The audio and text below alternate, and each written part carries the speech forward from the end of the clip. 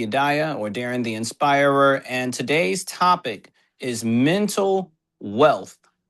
Today's topic is mental wealth. I talk a lot about health and wellness, and I don't always get to emphasize on just how much our mental state of mind impacts our health, impacts our wealth, impacts our families, impacts your future, or you've already been impacted by it based off of your family lineage or background or bloodline.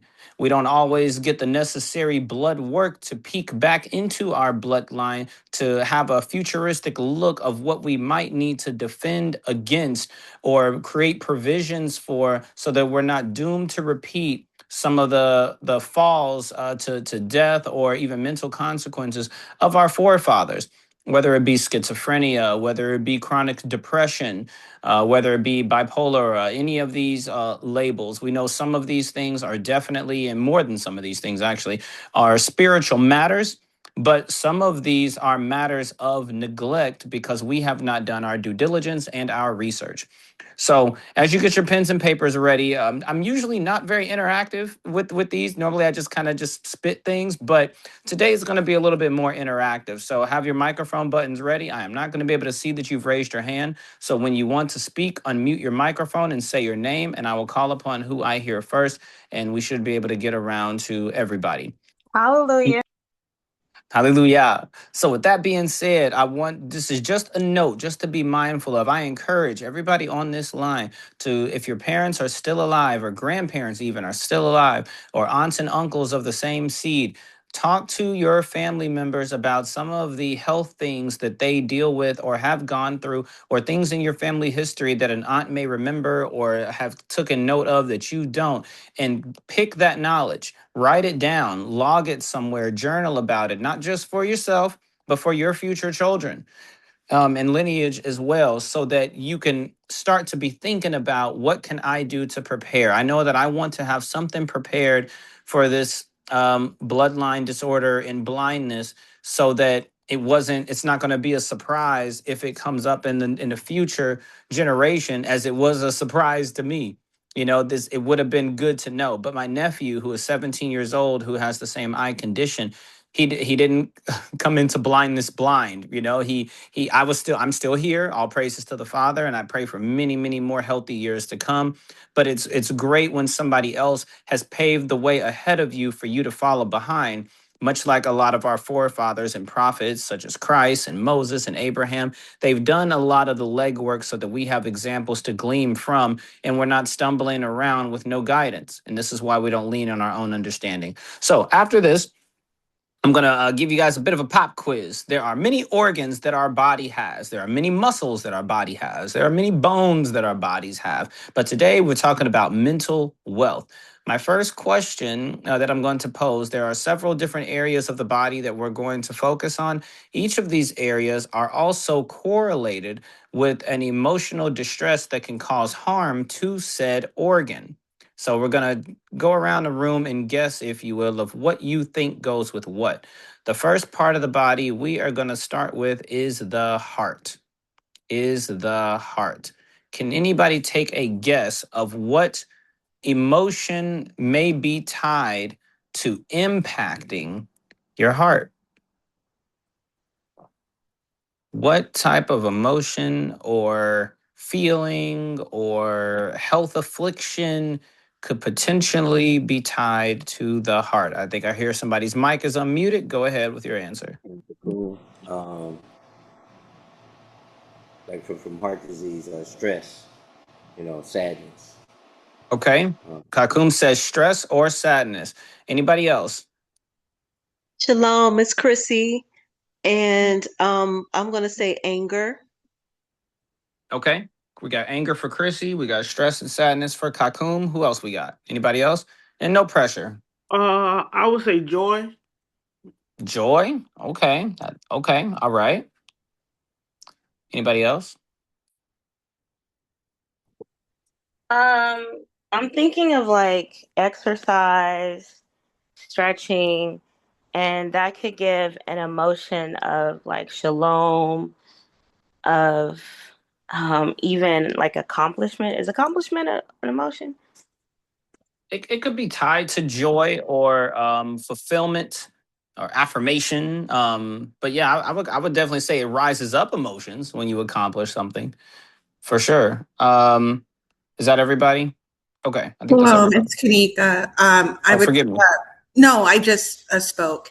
I would say anxiety or worry could also affect the heart. Okay, all right, I got that down. All right, anybody else want to go? Going once, going twice. All right, so three Fear. of you. Go ahead. I'm sorry. Fear. Thank you. And who was that? Teshuva. Teshuva again. All right, great. Um, So a lot of you are correct in a few of your answers. A few of you all's answers surprised me. The answer that I'm looking for is stress. Stress impacts the heart. Any type of stress. Now, Teshuva mentioned earlier about stretching and exercise.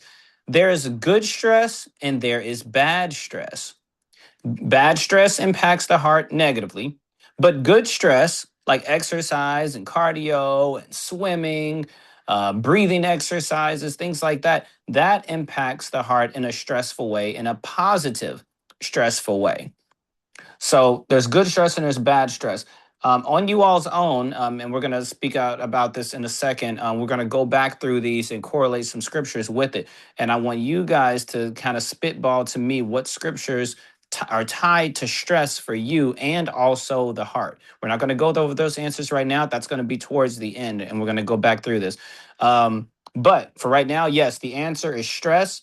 On a negative kick, it could be sadness. It could be your temperance. It could be a various amount of things that you consider to be stressful to you or pressure. But on a positive note, exercise and cardio and things like that. So hallelujah for that. So I'm going to ask the question in reverse on this question. Which part of the body is impacted by grief? Which organ, I'll narrow it down, excuse me, which organ of the body, we just covered the heart, which organ of the body is impacted by grief? Liver, Cocoon. kidneys. Liver. Yeah. I heard liver and kidneys. What did you say, Kakum? Same. Liver and You, kidney. you said the same thing, and then another sister spoke up. It's Kanika. I was going to also say kidney, but since that has already been said, I'll add the, oh, I'm sorry. Yeah, yeah. You said just, did you say organ? Yeah, which organ? And so far, you Okay. guys are naming organs. Those are all organs that I you've was going to say named. skin. Is the skin considered to be an organ as well? Oh, Yes, that's Kanika. good. Wow. Oh, Sorry. Kanika. Kanika, you about to have me teach a whole different other lesson, and we only got like the 35 minutes Okay. because the skin is the largest organ of your body. It is literally your first line of defense, and it is the last thing that something has to leave out of. If anybody's ever dealt with a pimple or a boil, your skin is trying to push this out in an area where there's not an opening, which is why it creates that. Skin also absorbs the things first, whether it be whatever lotion you put on, whatever detergent you wash with, whatever fabrics you wear or sleep on, the water you use that your skin drinks. Anyway, anyway, you're gonna make me derail. But I appreciate the answer because goodness, that the skin we can have a 3 hour conversation about your skin, especially our skin. But anyway, so anyway, any other guesses? What does grief impact? Okay, going once, going twice. Spleen. No, go ahead. What'd you say? Spleen. Spleen. Okay, hey, that's a boy. Happy I'll teach the anatomy class. So far, nobody has said the answer, and the answer is the lungs. Grief impacts your lungs. I want you to think about whenever, going back to the heart, whenever you're stressed out, your heart can start racing on its own without any cardio, right? We're talking about negative stress. Your heart will start racing, and almost like in a state of panic or stress or pressure, or am I going to get fired or am I not going to get fired? Am I at the edge or am I not at the edge?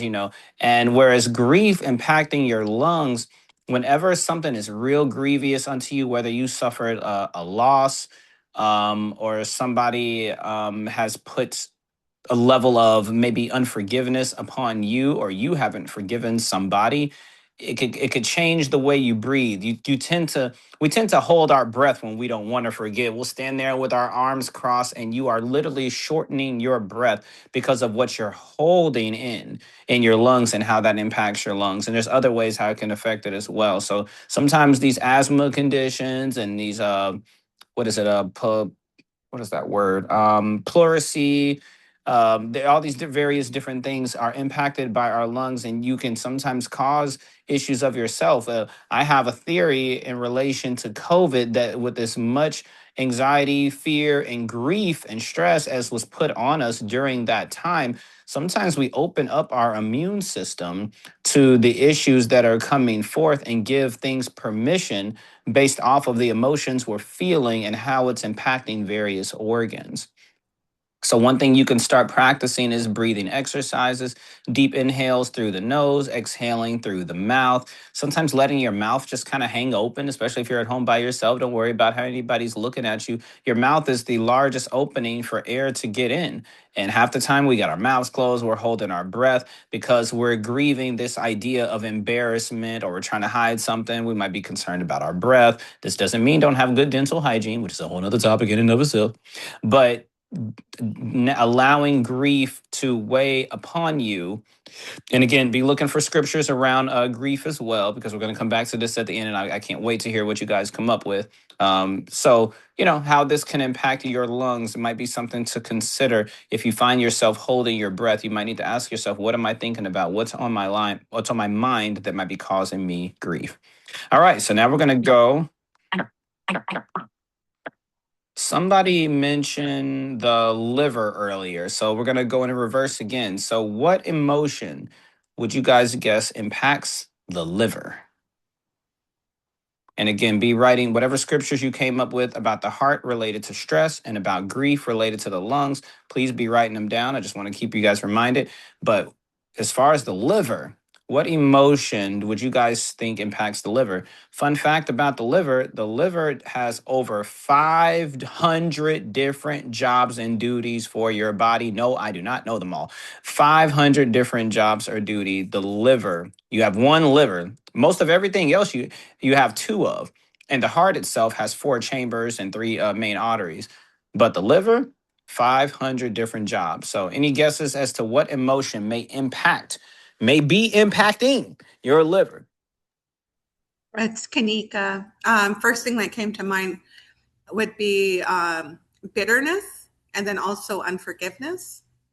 Okay, we got bitterness and unforgiveness. Unforgiveness goes a bit more with the grief and the lungs, but it doesn't mean there can't be a little bit of crossover. But I'm going to take bitterness as your answer. I like that answer. Thank you. Anybody else? Fear. Fear. Okay, we got Teshuva with fear for $200. All right, I don't have $200 to give you, but this is fine. Anybody else?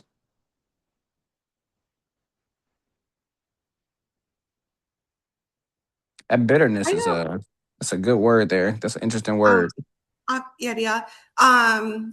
I was also, something just came to mind right now. What about, would you say self-hate? I'm trying to think another word, how I can define that.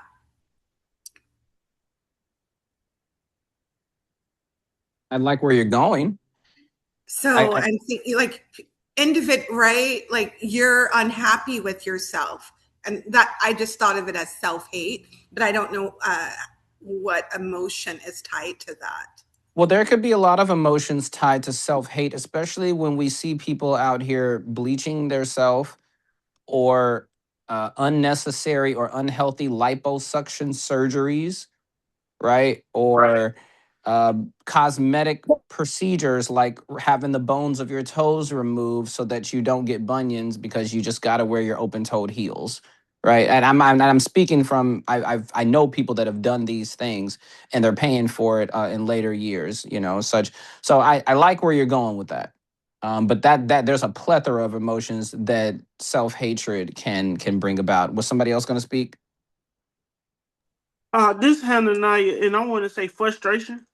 Okay, frustration. All right, that is a very good. That's a great word to describe how one can be feeling. Anybody else? Going once, going twice. All right. Two of you were actually very close. Kanika, anger is the answer. Anger impacts the liver, and sometimes that self-hatred or frustration is either rooted in anger or can lead to anger. The scriptures talk about, and if you guys had this as an answer for a scripture that's correlated to this, sorry, search again. But the scriptures talk about being very careful about being around an angry person. Now, when we think about this, like in a worldly sense, being around somebody who you haven't been around yet when they've had a drink or two and not knowing how they're going to react. Some people are kind of goofy and fun loving. Some people pass out. And we're talking about overconsumption of alcohol because, we're not demonizing alcohol. Alcohol is fine in moderation. But sometimes the overconsumption of it can cause you to see what kind of person you just went and hung out with. What just turned into a casual drink just turned into you fighting for your life because this person has an angry spirit that they're heavily dealing with. And then people say, oh, well, your liver was impacted by all the alcohol you're drinking. Is there a correlation there? I think so. So anger impacts your liver. And then considering that organ has over 500 different jobs, I don't like to use the phrase take a chill pill because I'm not promoting pills, but there are flowers that the scriptures talk about that we can go smell to calm ourselves down. There is forgiveness that we can tap into so that we're not holding on to bitterness and anger upon somebody else that is unnecessary, especially if it's something we made up in our mind and didn't even go talk to them about first, right? There's so many ways anger can jump upon us, but the only person paying for it is you and your liver. All right. So be searching for some scriptures in regards to that too. So we're going to go to the next one.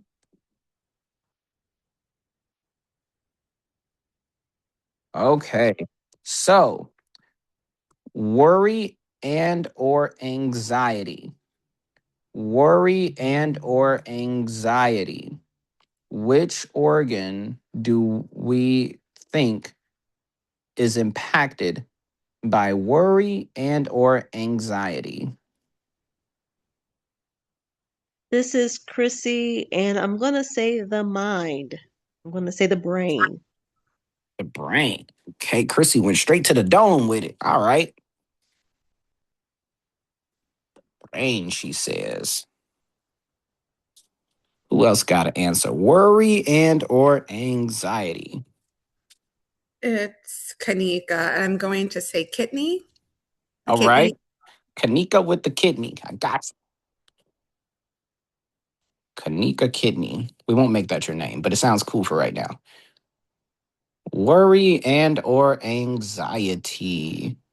This is Chrissy again. I'm going to say also it could be the stomach.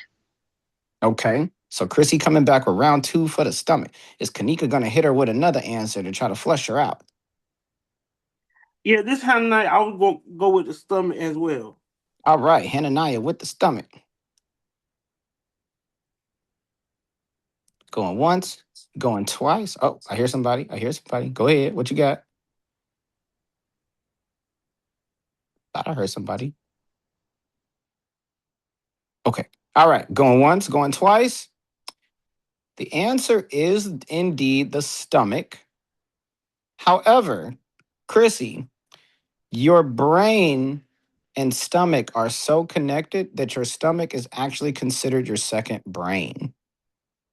Your brain and your stomach are like it's like there's an elevator that connects the two canals. This is why sometimes when we eat something so cold, we get brain freeze, right? Or our emotions when they're all over the place, or any type of worry or anxiety. There may be an eating example, like an emotional eater. I used to deal with that myself, and in some cases, still working on, right? And even as it relates to our stomach, sometimes our cravings are linked to the worry or anxiety that reminds us of something that caused us a worry or anxiety that our brain remembers, thus connected to said stomach. Sometimes we get a headache because our stomachs are thirsty and it feels dehydrated, and it's sending a signal to the brain to let us know he needs water. What can we both do to communicate to him? We need something because we can't use words because we're not the mouth, right? Although chewing is part of digestion, but that's another thing too. So yes, worry and anxiety impacting the stomach. There are loads of scriptures that talk about if you put a knife to thy throat, if you give yourself over to appetite.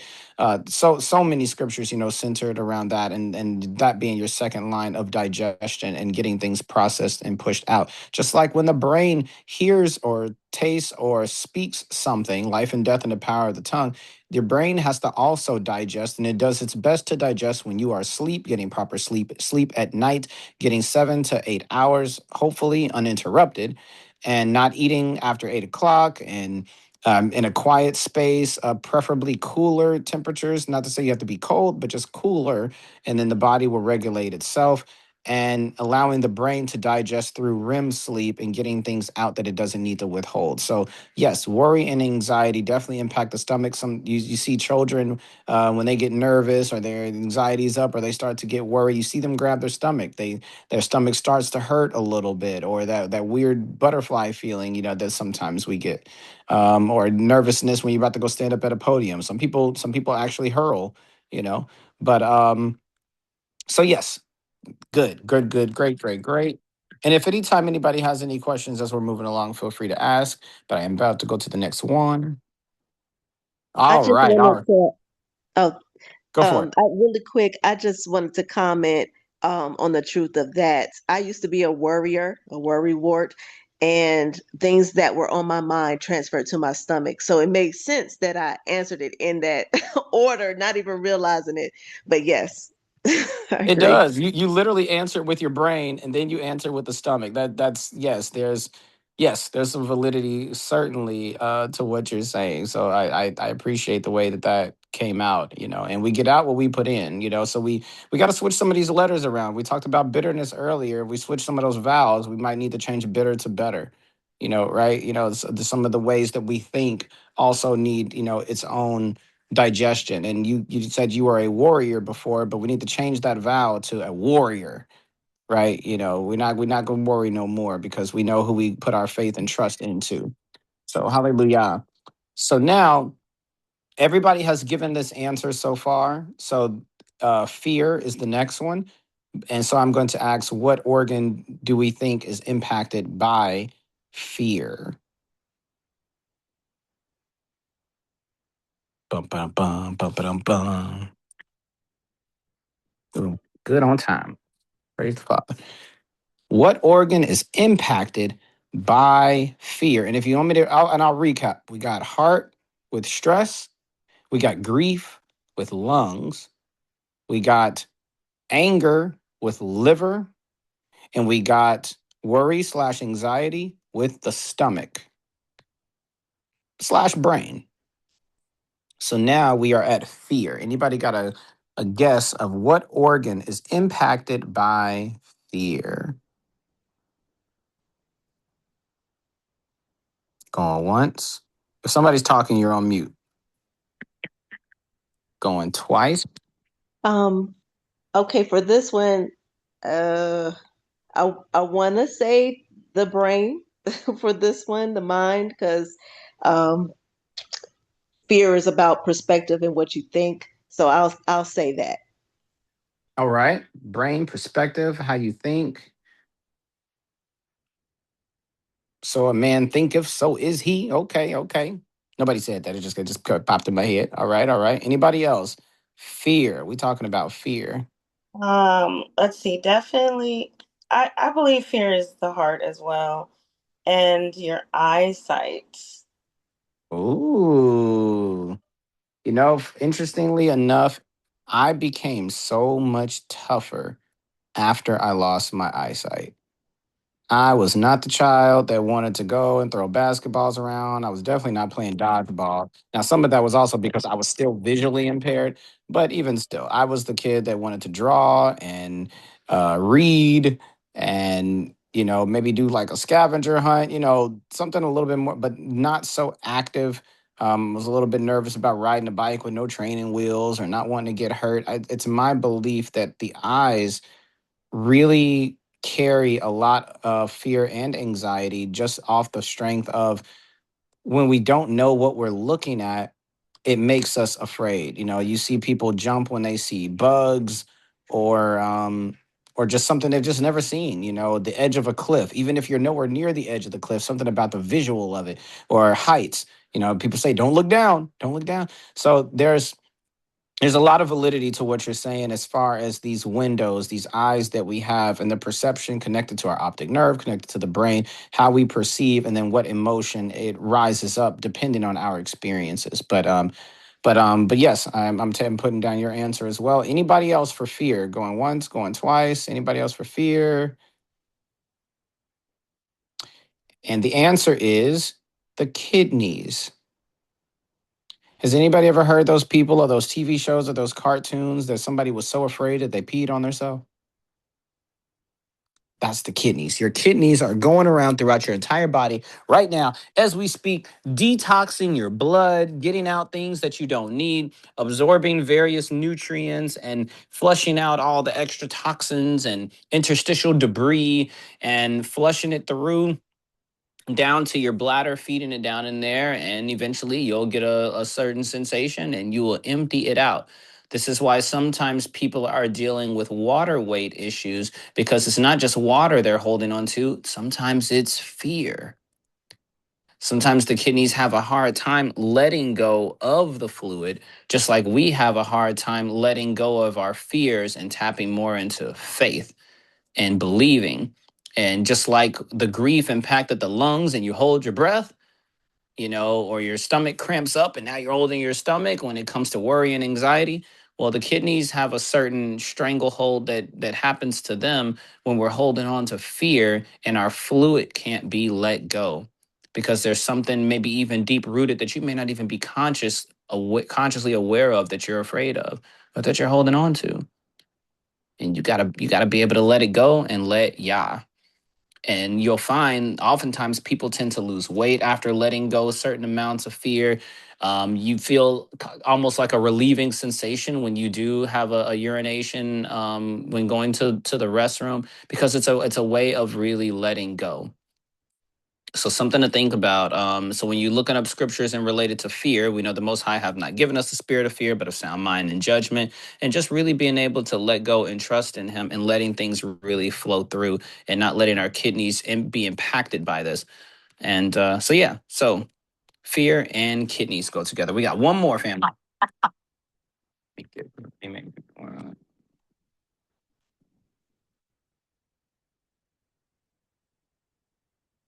All right.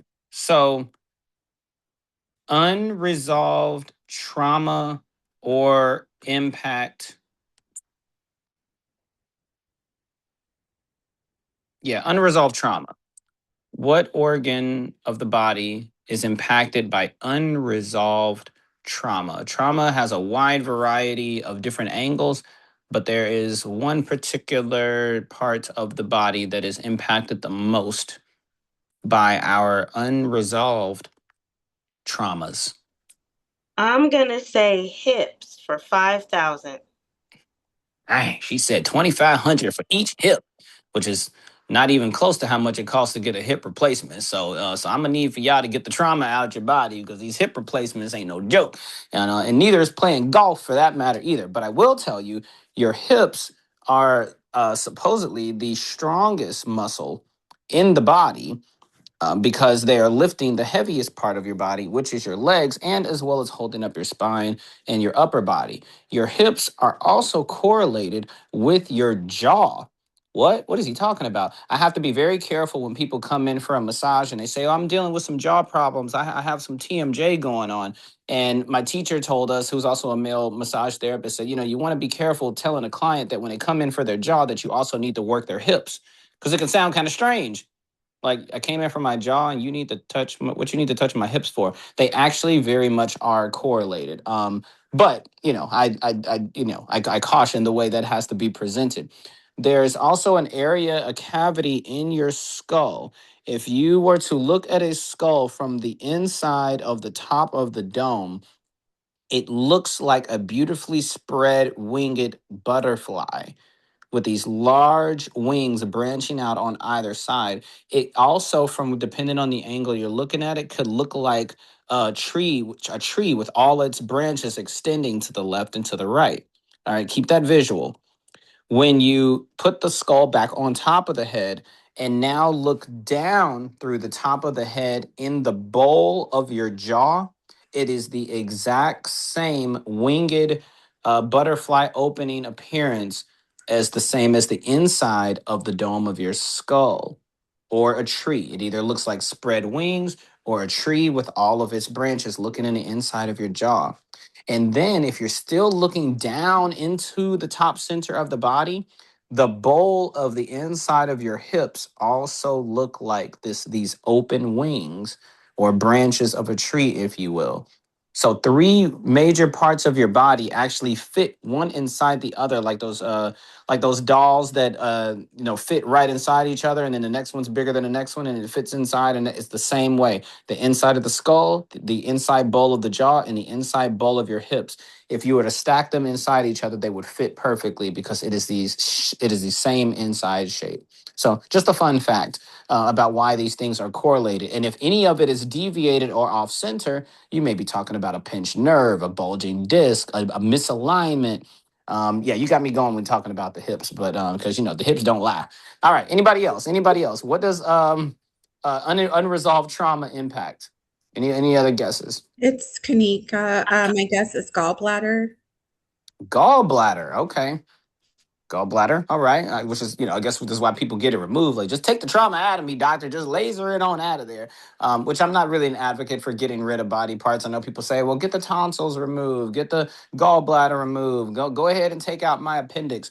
Most of the time when these areas of the body have to go, it's because they have the itis connected. And I'm not talking about the itis when you done ate so much soul food that you're sitting somewhere sleeping, rubbing your belly like a glutton, like you ain't supposed to be doing, right? I'm talking about when we talk about appendicitis or I don't know, any kind of itis is basically inflammation, overinflammation of said body part or organ, which is oftentimes by sugar, because when sugar enters the body with the heat of the body, it burns into like a black tar.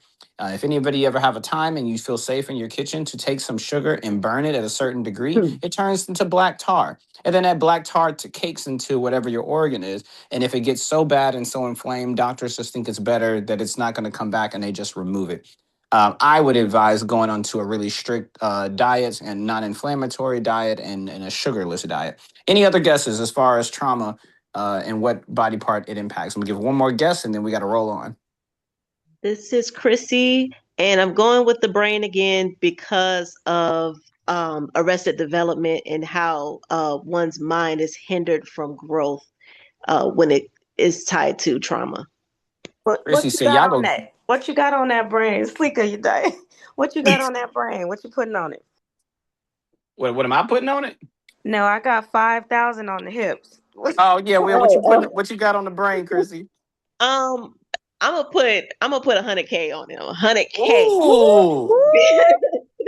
Oh man, we got wages. Yeah, we got money. This is definitely the wisdom and wealth family because we got 5,000, we got 100K. She said, "Boy, I'm going in for the gusto."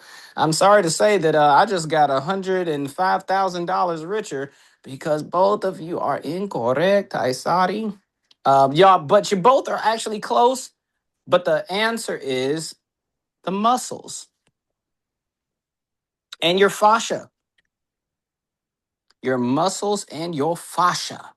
Your muscles and your fascia. Did you notice when you get into a car accident or somebody surprises you, how your muscles lock up in defense? And depending on the impact that it incurs or whatever trauma may have happened to you, um, I know a woman who got jumped, unfortunately, in another city, and the trauma to her body was so prevalent that one of her legs doesn't turn straight anymore. It was locked in a position that it was left in and it's not necessarily an injury, it's a withheld trauma. Are we noticing a correlation here about these things being impacted and how it's because it's holding on to something? The memories of what just occurred, the event. Some people may stiffen up when they get back in the car if they've been through so many car accidents. I know that when I'm using my cane, if I hear something randomly, I stop and I kind of stop and lock And I don't mean to do it on purpose, but I do. This is why when people get into car accidents with a drunk driver, that the drunk driver comes out with no injuries. It's not because the wicked get away with everything. It's because the drunk person is so heavily intoxicated that the alcohol has unnaturally relaxed all of their muscles, which prevents having any type of breakage of the bone. You see, your muscles are what moves your bones, thus moving you. And if the muscles lock up and then are forced into a movement while the muscle is locked, it can break it's the muscles that actually will break the bone. And think about if you had a beef hot dog on a bun and then you put the frozen bun, you put it inside of a frozen bun. If you break the bun, you break the hot dog, because the hot dog is now what's vulnerable, because what's around has now become stronger than the bone itself that can't move without the muscle. So a lot of times, there's times I've given people a massage and like one area of their shoulder, they just start crying because it was a trauma that they withheld from the loss of their father when they were a young girl or a young boy, and then these things get released in other parts of the body. Now, this can also correlate with other parts of the body too. It does impact the brain. Yes, it does impact the hips. Yes, it does impact all these other things because trauma can happen in many different areas of the body. But the main thing that it does impact is these muscles and the fascia, which is connective muscle tissue.